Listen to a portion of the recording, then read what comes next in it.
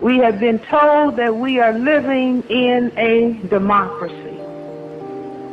We have been told that we are in a system where there is equal opportunity for everyone.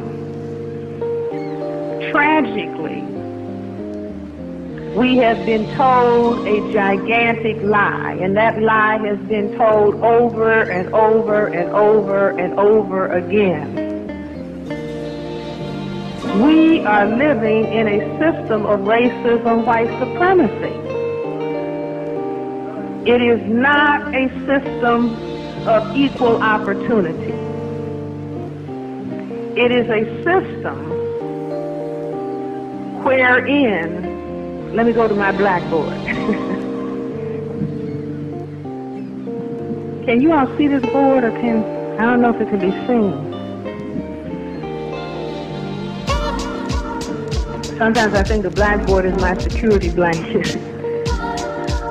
But we have to, each and every one of us, we have to have it clearly in our heads that we are on a planet in which we have been told we are the minority. Let everyone in this audience put it in their brain computer once and for all. That's the first big lie. 1/10 of the people on this planet have skins that are white. Only 1/10. 9/10 of the people on this planet, the overwhelming majority, are black, brown, red, and yellow. We must put this in our brain, and even if you find yourself saying, as a minority, check yourself and say, wait a minute, I made a mistake.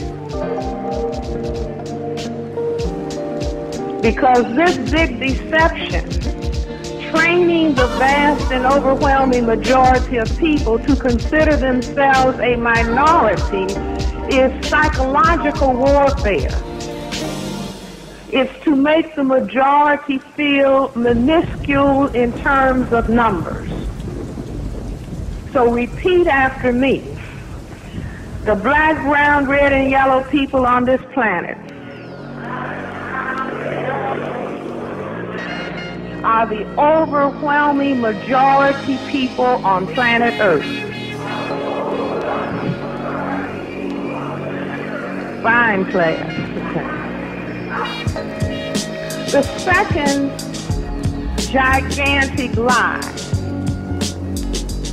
is that something is wrong with the genetics of black people. 21 years ago, I debated Dr. William Shockley, the Nobel Prize laureate. He was then a professor at Stanford University.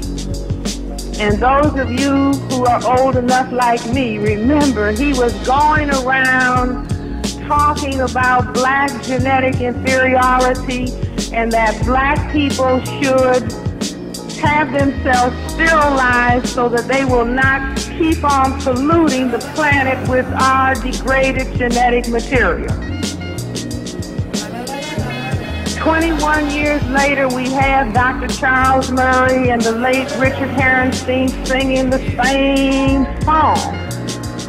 In fact, there has never been a period, certainly for the people in this area of the world, the black people, there has never been a point at which people who classify themselves as white did not think that they were genetically superior to people whose skins were black. My grandfather, Dr. Henry Clay Cress, who died in 1909. A short time ago, I had an opportunity to see some papers that were in an old trunk. And my grandfather had written, I never knew him in person. I only knew my grandmother used to say your grandfather was a race man.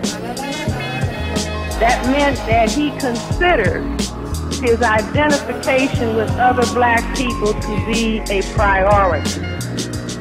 But my grandfather had written, how dare anyone think they are superior based on their skin being white. You see, but this hype about black people being genetically inferior is a denial of reality and a projection. As a psychiatrist, this is what I mean, and I said this last week in the debate, that anybody who goes around saying, I'm superior, hey, did you hear? I'm superior. That person is not really feeling superior. I said superiority always speaks for itself. You never have to wave a banner.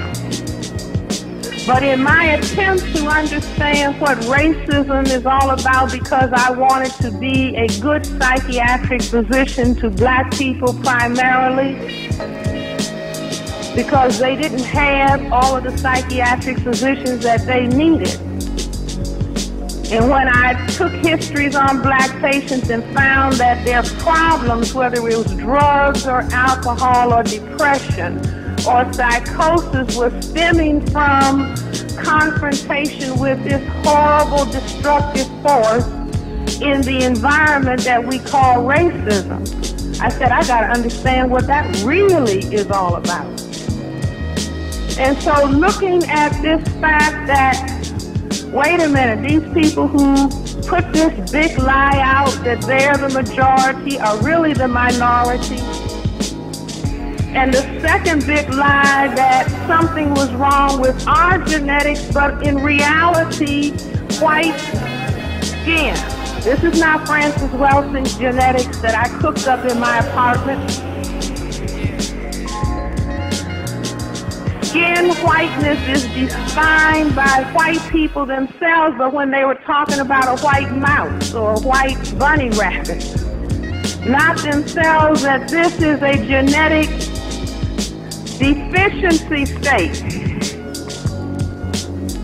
It is albinism. It is genetic recessive as opposed to being genetically dominant. So I put those two things together and said, I've got it. This is what racism is really all about.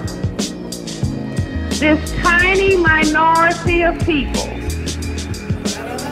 whose own scientists have said that white is a genetic deficiency state.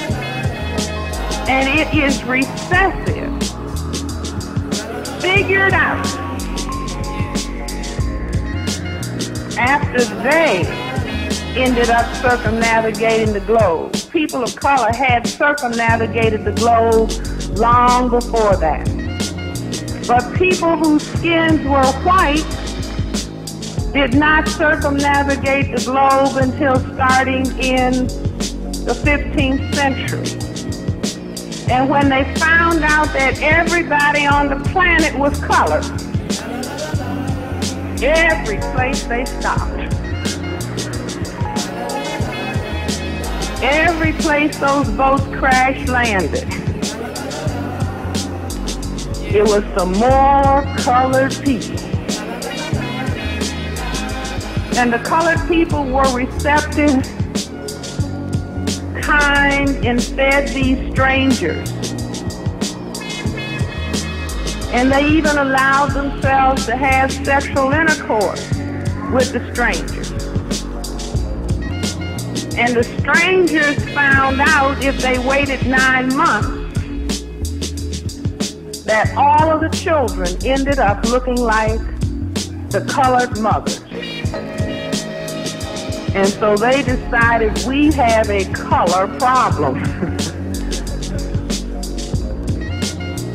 They didn't have to have a big genetics conference. They didn't even have the formal science of genetics at that point. But they found out that black plus white equals color.